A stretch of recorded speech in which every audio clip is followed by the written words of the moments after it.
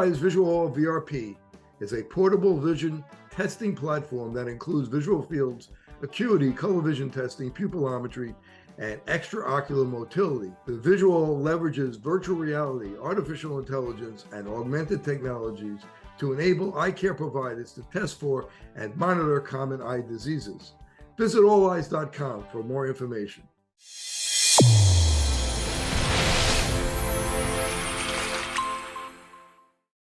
Your eyes and your vision are under attack. Damaging blue light from the sun, your phone, your computer, your tablet, even light bulbs and car headlights is constantly bombarding you. The good news is our eyes actually already have a line of defense to counter the effects of blue light. This defense is made up of 3 pigments called carotenoids. MacuHealth with Micromicelle, the only supplement with the exclusive patent on all 3 macular carotenoids and Micromicelle technology. With more screen usage and indoor time, myopia, also known as nearsightedness, is increasing and getting worse in children. Now, certified eye doctors can prescribe MiSight One Day, the first and only FDA-approved soft contact lens to slow myopia progression in age-appropriate children. Visit CooperVision.com to find a Brilliant Futures certified eye doctor near you. Do your patients know what presbyopia is? There are people who are afraid of the press. Have you talked to your patients about multifocal contact lenses? I've heard the bifocal, but not multifocal. Exactly, not multifocal. Do you need help with your multifocal strategy? Learn more at the conclusion of this episode.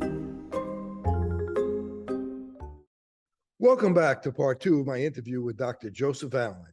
In this episode, Dr. Allen discusses the best eyeglass cleaning techniques and if single-use contact lenses is the best and safest way to wear contact lenses.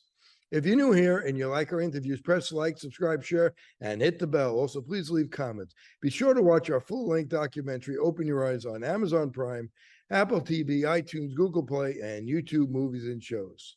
Let's talk about the next one, is the best way to clean your eyeglasses. 1.6 million views. You know, people spend a lot of money on their eyeglasses. They can spend over $1,000 on eyeglasses, and then they go and they clean it with a paper towel or their shirt. Talk about the best ways to clean your eyeglasses.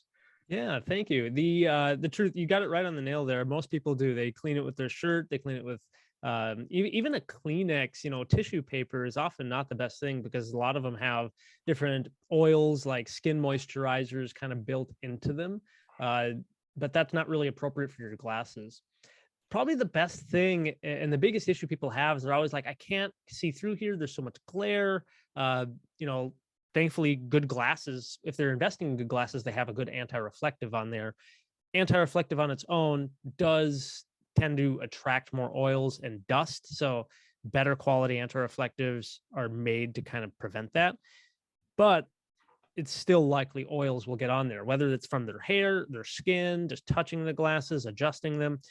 And so using the standard alcohol clean spray, that helps, but it doesn't really remove the oils. So I always encourage people, hey, just a single dab of Dawn dish soap, rub that on both sides of the lenses, rinse it off under just warm water. You don't want hot running water because heat can even cause damage to the lenses in the frame. So just a warm water and then rub off and then clean the glasses with a dedicated lens cloth. That usually does the trick. Of course, for some people who have really older glasses, you can get a lot of skin cells and whatnot building up around the lenses. So you can even take them into an optical and we'll have a kind of a micro, and I showed it in the video. There's some like jewelry cleaner things that have micro pulse cleaning, and you can remove all of that extra nasty buildup off of those.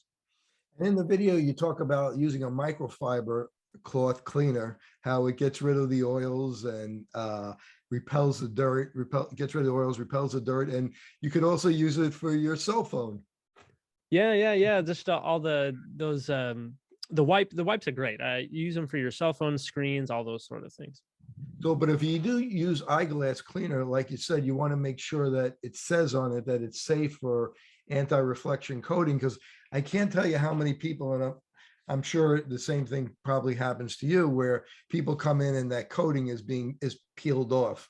So it's probably that they're not cleaning their glasses properly, or I don't know, maybe it's a poor reflective coating.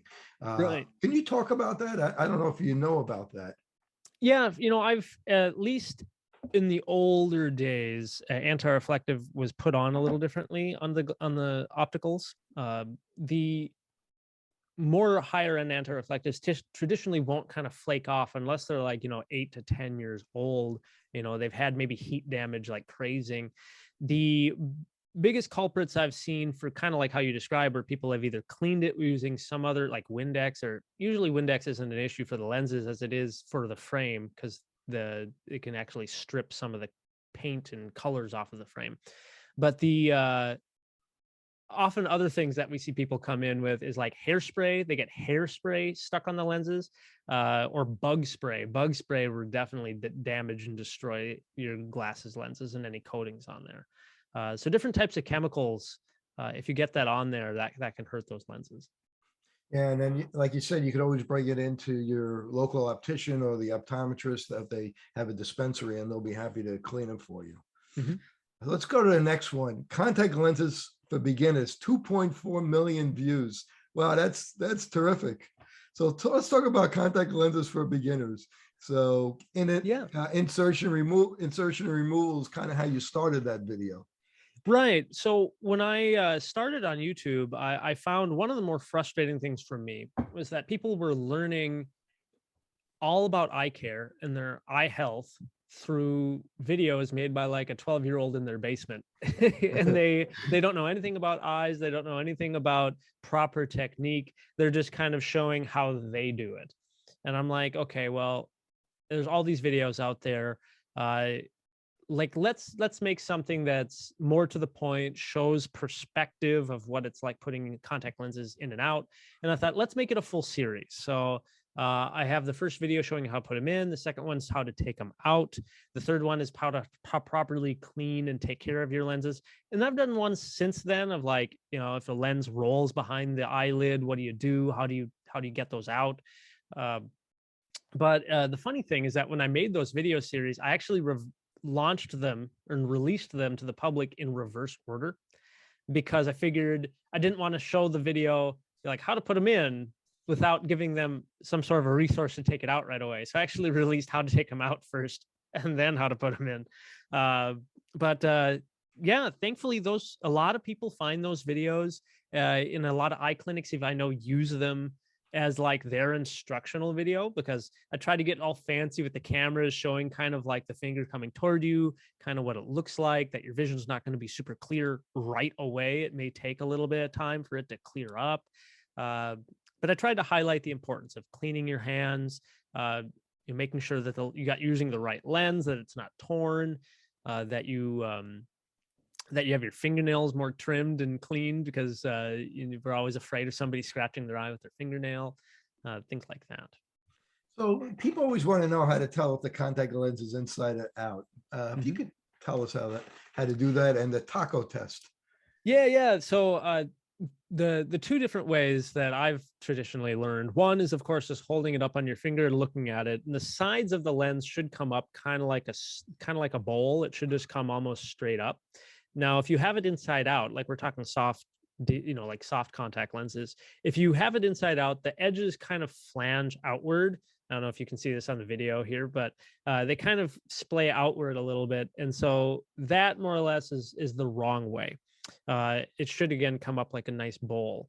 The taco test is just a kind of a fun way where you can pinch the lenses, and you can see that same sort of imagery a little bit easier. If it's the right way, if it's the correct way, it's supposed to be the edges will come together and almost kiss, like in a kissing fashion. But if they're the wrong way, again, the edges will kind of go the opposite way, kind of like the way you could think of holding Pringles chips almost. They kind of curve outward. And if the contact lens gets stuck underneath your eye, what are the tricks to upper eyelid? And that's happened to me many times. What are your tricks to get that out? Yeah, so the biggest one I think is just not worry. I think that I said that in the video that I did, is just like trying to encourage people not to People get all hyped up and freaked out that somehow the lens is going to get behind their eye, because it's technically impossible for that lens to roll all the way behind the eye. The best thing to do is, of course, looking kind of down and away from where the lens is, hoping that the lens will kind of just push and find its way naturally. I often blink like 100,000 times myself really fast and just try to look away, trying to get my lid to naturally push it down. And then of course, just even pushing kind of where it is on the eyelid, when you're looking down and away, you can sort of push on the eyelid and get that to kind of encourage that lens to get further and further toward the opening of the eye, and then it often just rolls or falls out. I always make sure people know that I pull my eyelid down and say, see how it ends over there? It ends at the top as well. So it's not going into your brain. Right. I've also just encouraged people, like, hey, if you really can't get it out, call your local eye doctor. They can help you get it out very easily. I know in our clinic, I'll just put a drop of fluorescein in their eye and it'll stain the lens. And then it's like, well, we're not going to be able to use this lens afterward, but at least we'll be able to find it. Even if part of it tore off, we can see where it is. And you don't want to use a Q-tip, right? Trying to dig at your eye. Yeah, not yourself. No, you want to let a trained professional do that.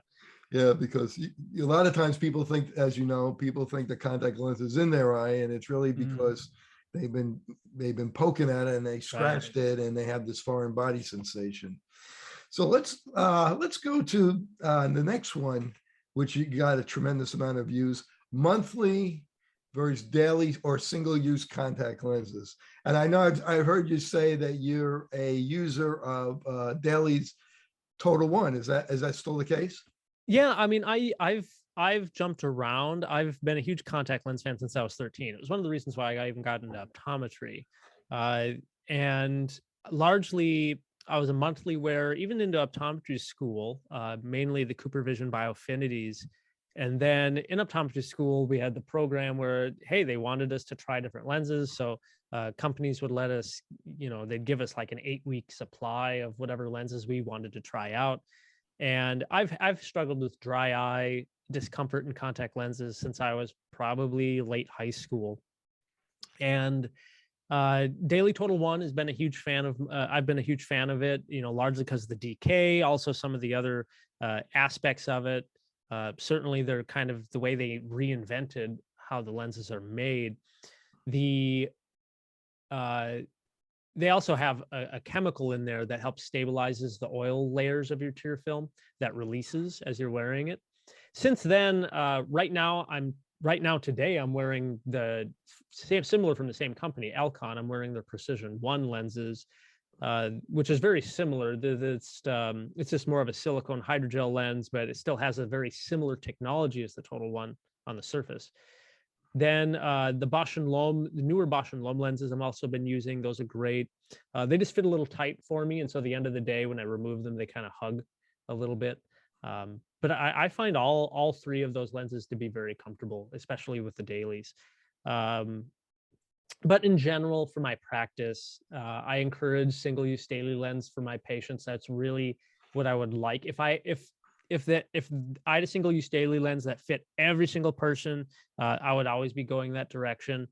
It's just, sometimes there's lenses that only are available in monthlies. So you have to kind of figure that out. It's funny, and Cooper has some great ones. My Day, they're My Day Torque.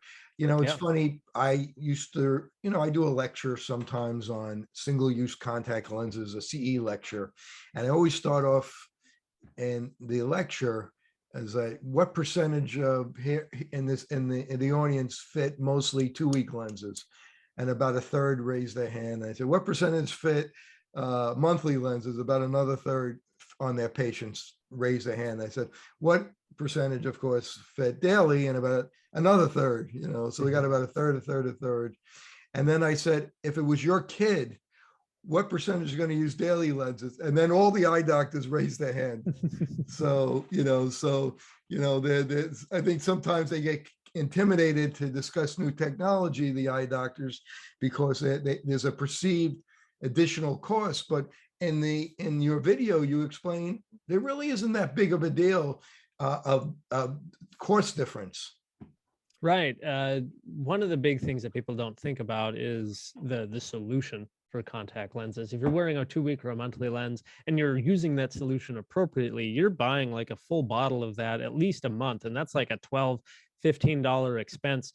Maybe with inflation, maybe it's going to be closer to 20. And then when you add all that up over the course of a year, it's like, wow, I spent an extra $150 just on contact lens solution on top of whatever the cost was for the monthly lens.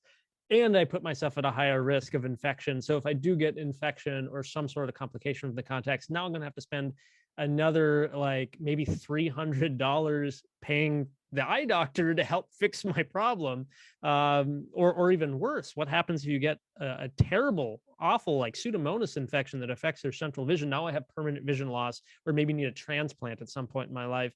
Like, the cost of that is way higher than if you just get a single-use daily lens. And thankfully, the technology for single-use daily lenses, if you want the newest, I always like comparing things to iPhones or the newest cell phone, right? If you want the newest iPhone 13 or whatever just came out, it's going to cost you like $1,000. And for contact lenses, it can be about that same kind of price range for the newest, best lens if you're buying a full year supply. But there are some older lenses that aren't quite that expensive. You can get them for, $300-$400 for your supply. Then, because the new lenses, the companies that make them, they want people to wear them, there's excellent rebates. So if you are buying a full year supply, you can save quite a bit of money that way too. And you had a video about one of the online contact lens manufacturers that just sell online, and I believe they would even sell at times to people without prescriptions, and you just fill in your prescription. And you actually wore that lens and you didn't do very good with it. If you could tell us a little bit about that. So this is kind of a newer kind of thing that we're seeing, and the eye care world is sort of battling. But the challenge is that yes, there are lenses that are largely older technology, especially because companies have found out that, hey, we can buy a patent that is outdated, like past 1985 or older, and then they can manufacture that lens and just twist the marketing. And so they're able to send out messages, whether it's on Instagram, Facebook, across the interweb, and they can just tell people that, hey, this is a healthy lens, it's super cheap. And then they buy it, and then they kind of get sucked into this whole marketing thing. When, in my opinion, a lot of the claims that the companies make are false, especially in regards to what we currently know about healthcare and how the eyes work, how the corneas work. So people have to kind of watch out for that. The lens specifically that we did, I tried, I wore. I had one of my our contact lens specialists at our clinic. He does a lot of scleral lenses, Ortho K, and he was able to evaluate one of these lenses, this other brand, on one eye versus more healthier lenses on my other eye, kind of comparing back and forth. And you could just see how dry the surface was on this older lens versus the new ones. You could see how tight it was fitting. And my eye was red, and you could see all these new blood vessels starting to grow on it. So I gave it my true attempt. And if people want to check out that video, they can see my full experience of like battling with ordering those lenses and canceling my subscription. There's a lot to it.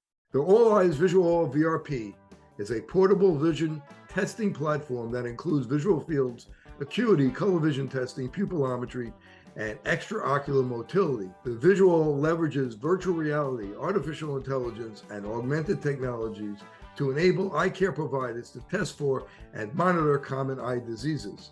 Visit alleyes.com for more information. MacuHealth, your science-born and tested solutions for visual performance, macular degeneration, and dry eye syndrome. New products coming soon. Embrace the science. I thought it was a terrific video. Sometimes people are always trying to beat the system, but it turns out those lenses are just as expensive, or probably more expensive than good quality lenses from one of the big four companies. I mean, we have four great companies: Cooper Vision, Bausch & Lomb, Alcon, and J&J. putting tremendous amount of money into research and development and using 2022 technology rather than using technology from before 1986. And there's a huge difference in the quality of those lenses. And, people think they may be beating the system and saving some money, but in the end, they're not really saving money and they're putting themselves at risk. I know I had a patient. I haven't seen a lot of patients with that particular lens, but I've seen a couple. And, the patient comes in is a minus, like a -6, which is a fairly high prescription.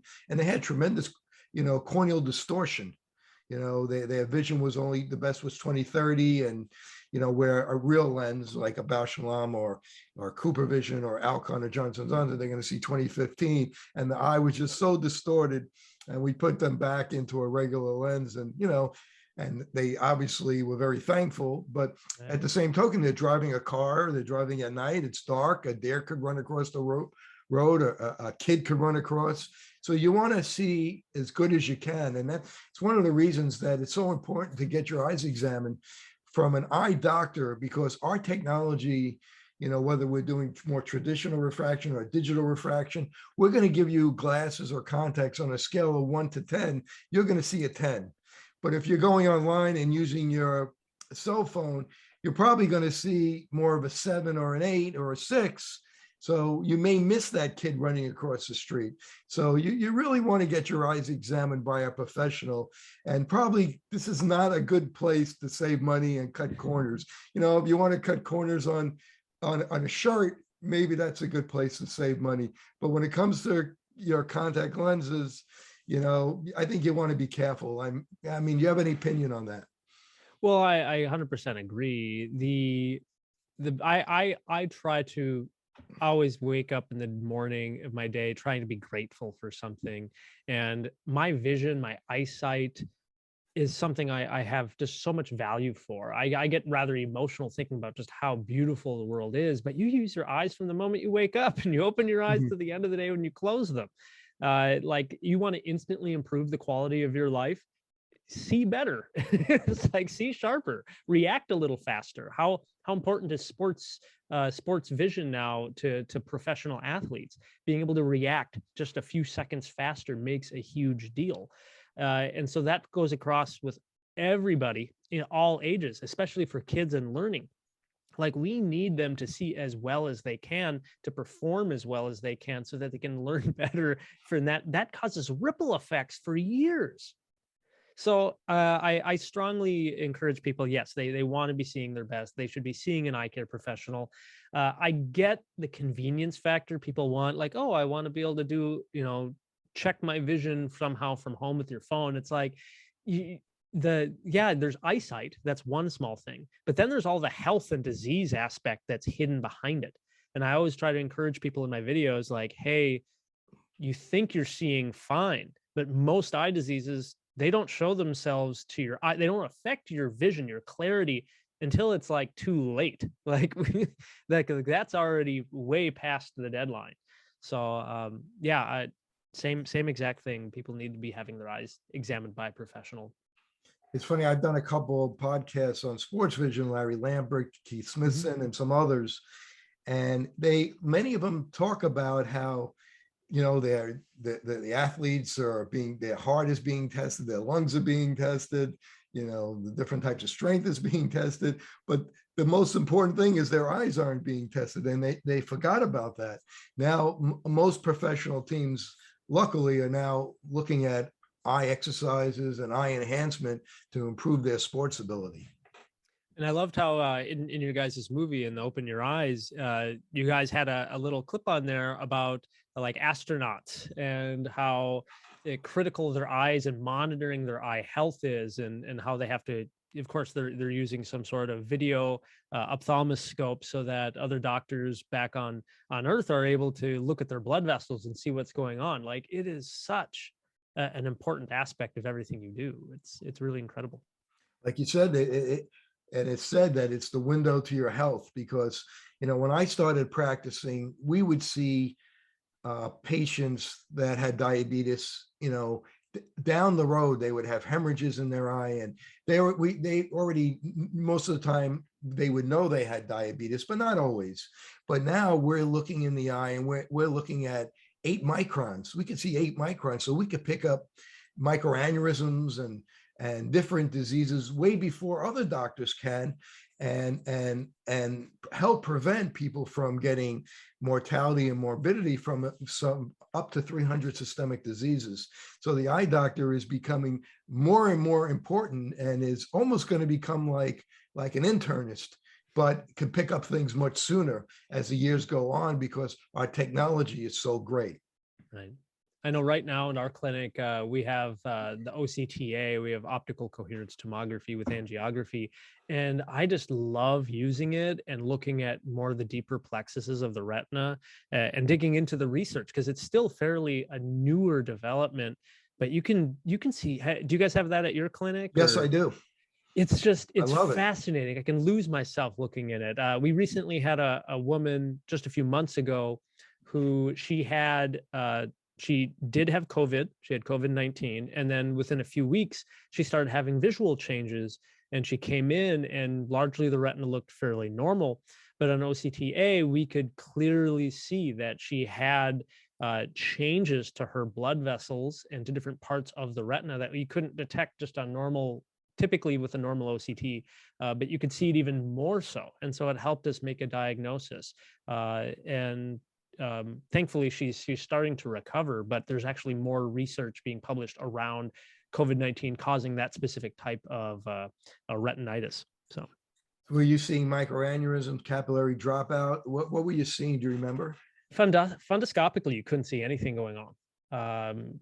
On the OCTA, I mean, what were you seeing? On the OCTA, you could see some ischemic dropouts and very specific areas. And she was a great historian, and it correlated directly with her Amsler testing.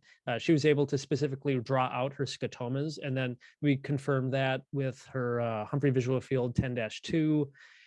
So we ended up making a diagnosis of acute macular neuroretinitis. It was pretty amazing. But thankfully, she's been slowly improving over the last several weeks. You know, I had a patient like that, and we sent them for a D-dimer test, and the D-dimer was positive. So it shows that they were getting clots throughout the body, secondary. So it's a crazy condition.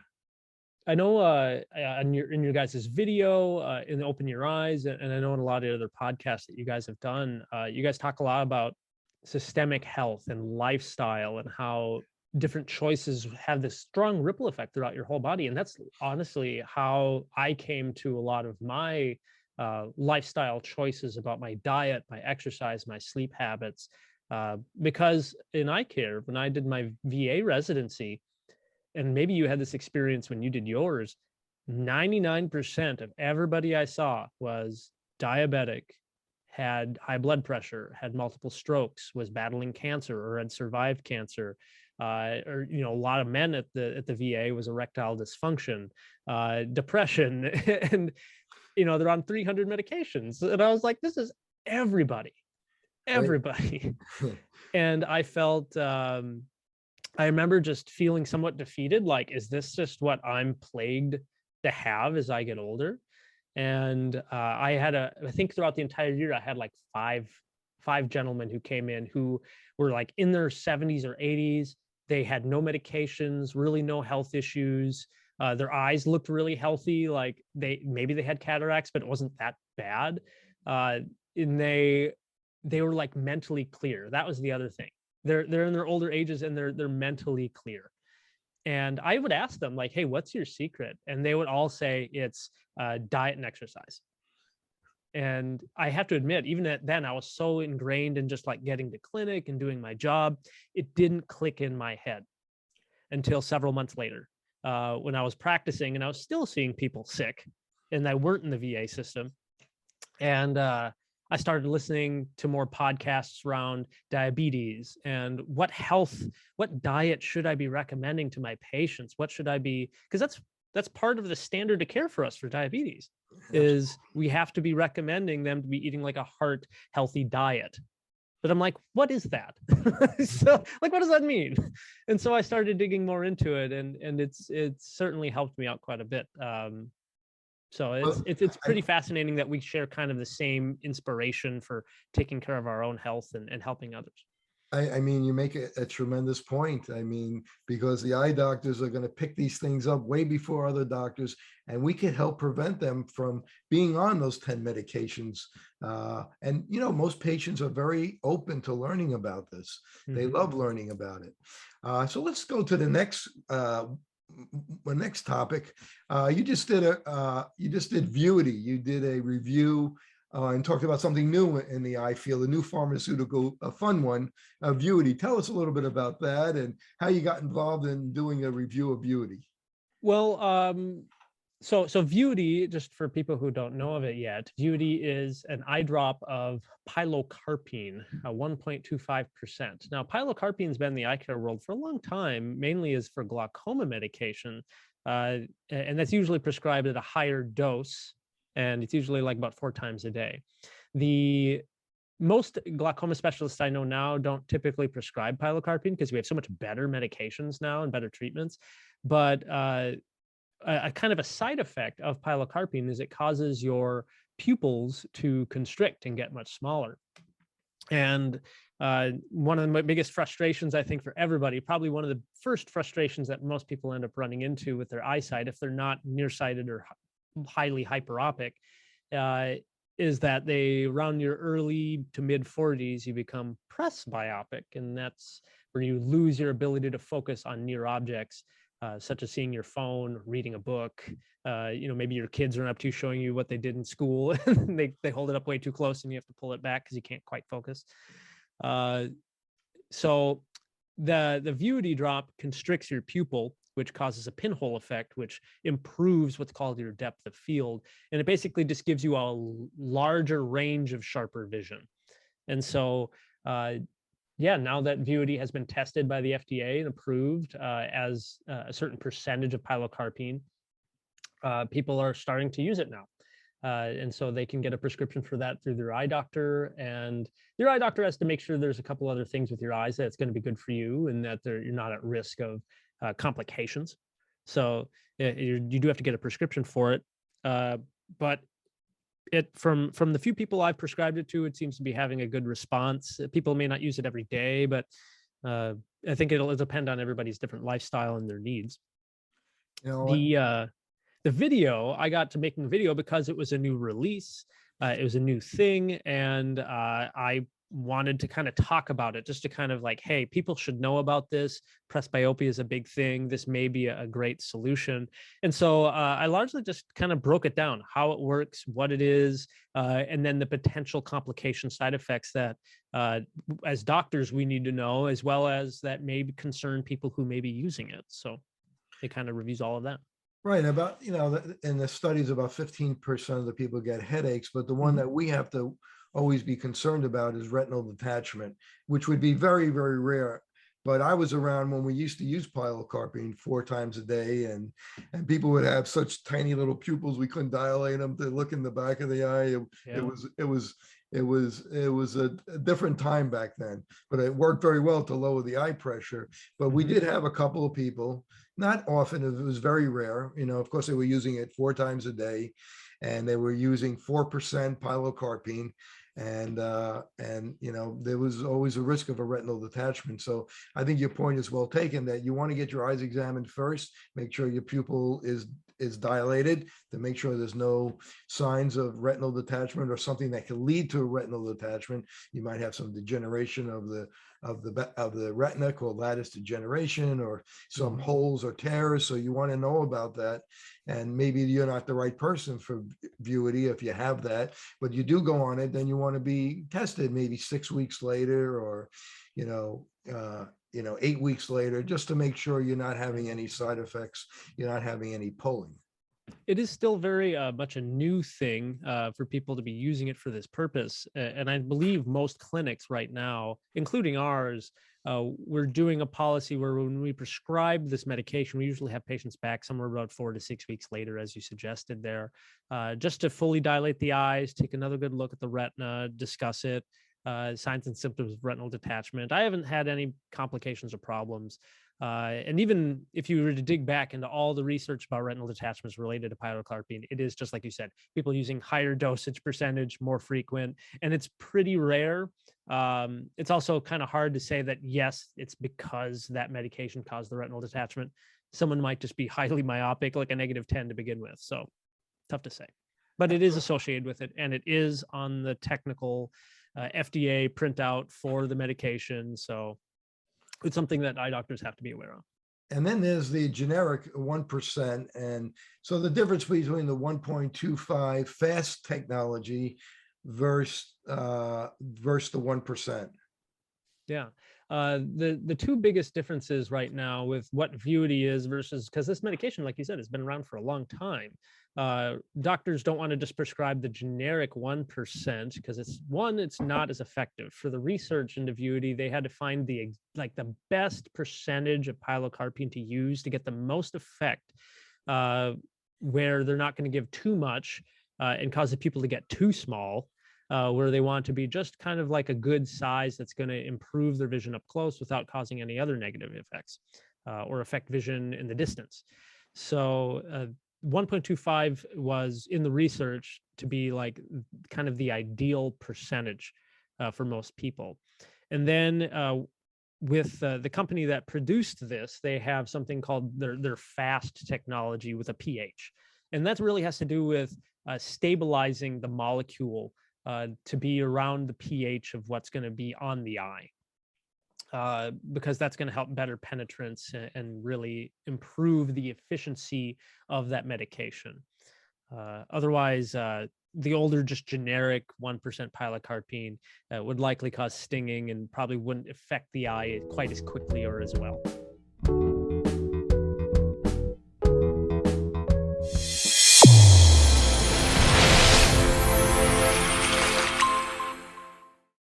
Your eyes and your vision are under attack. Damaging blue light from the sun, your phone, your computer, your tablet, even light bulbs and car headlights is constantly bombarding you. The good news is our eyes actually already have a line of defense to counter the effects of blue light.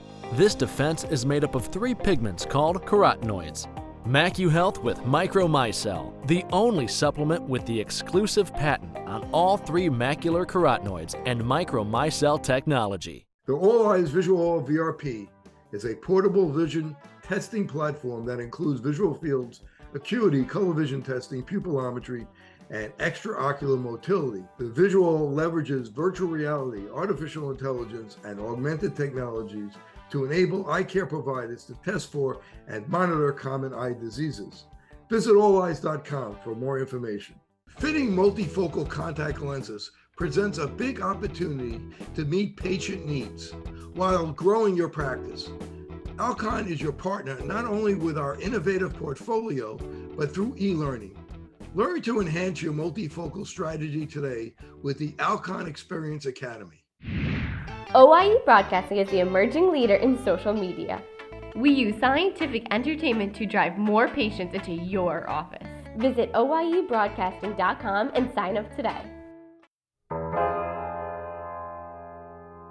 Each generation was supposed to be healthier than the last one. Lifespan was supposed to be increasing. We were supposed to be in this paradise by now. Instead of getting healthier and healthier, it seems to have gone the opposite way. Millennials were projected to be the first generation in history to not outlive the generation before them. We are certainly headed for disaster. I think a lot of people are beginning to question the whole story. We live in a time where the paradigms are shifting. And the optometrist, in my opinion, is one of the best kept secrets. The public doesn't realize about going to the eye doctor. So many different diseases actually manifest in the eye. The back of the eye is the only place in the body that you could actually see the blood vessels. Completely non-invasively, you could screen thousands of people, not just for their eye health, but for their whole body health. Because this disease is here, it's also going to be here. And I can look into the back of my eyeball, and there are expert doctors on the ground who are looking at my eyeball while I'm doing it.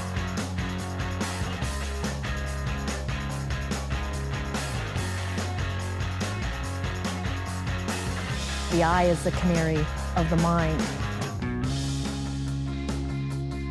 The eye is the kingdom. Will everyone please open their eyes?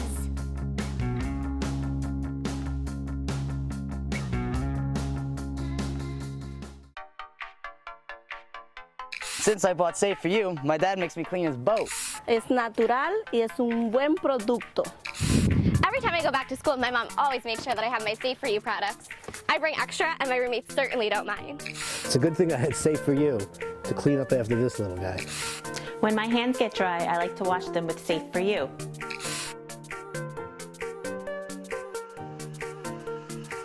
And most importantly, the reason why I buy Safe For You is because it's safe for me and you.